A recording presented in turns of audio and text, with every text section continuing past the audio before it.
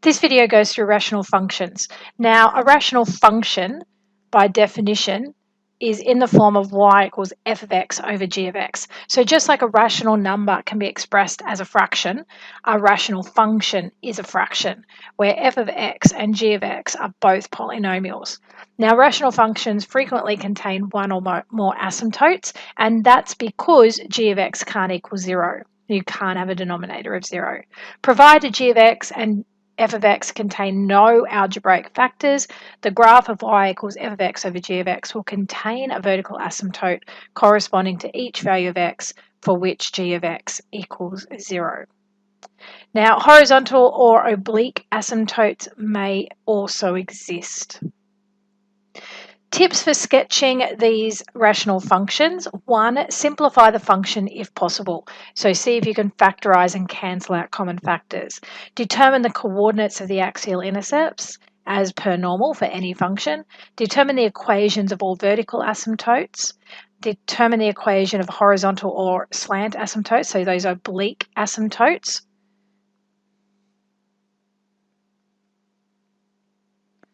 Determine the coordinates of additional points if necessary, and sketch the graph. Now, if the numerator is constant, so we have what's called a reciprocal function. So note that a function of the form y equals c over g of x, where c is a constant, can readily be sketched using the techniques for reciprocal functions.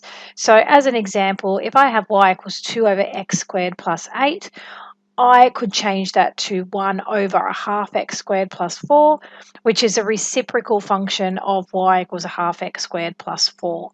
Now, we are not covering those in this video. If you want to review sketching reciprocal functions, you can refer to that video. So let's look at simplifying rational functions. Occasionally, it's possible to simplify a rational function by factorizing the numerator and the denominator and then cancelling common factors. So that's what we're going to start looking at. So here we have y equals x squared plus 3x plus 2 all over x plus 1. Now, the key for this one is we have this denominator of x plus 1. So the denominator can't equal 0, because we cannot divide by 0. So therefore, x plus 1 can't equal 0 and x can't equal negative 1. We can also factorise the numerator to x plus 2, x plus 1, all over x plus 1. We can then cancel out the common factors. So that gives us x plus 2.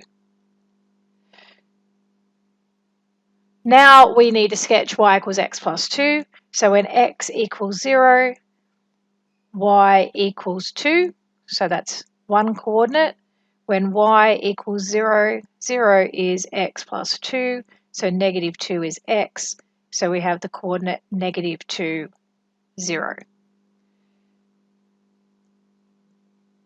Now, because our x can't equal negative 1, I'm also going to find the corresponding y value for that. So when x equals negative 1, y would be negative 1 plus 2, which is 1. So when I come to sketch, I know that negative 1, 1 is an open circle. It can't equal that.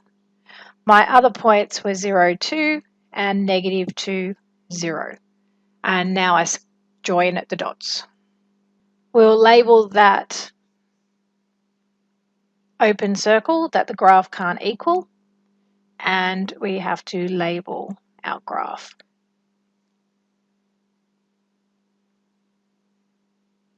Now I'm labeling with the original function. I do note that some textbooks label with the y equals x plus 2.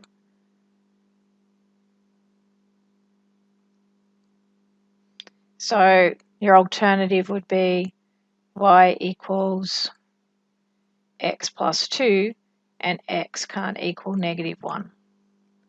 I personally like labeling with the original. Now pause the video and have a go at doing the next one on your own. It's based on exactly the same principles as that example we just did.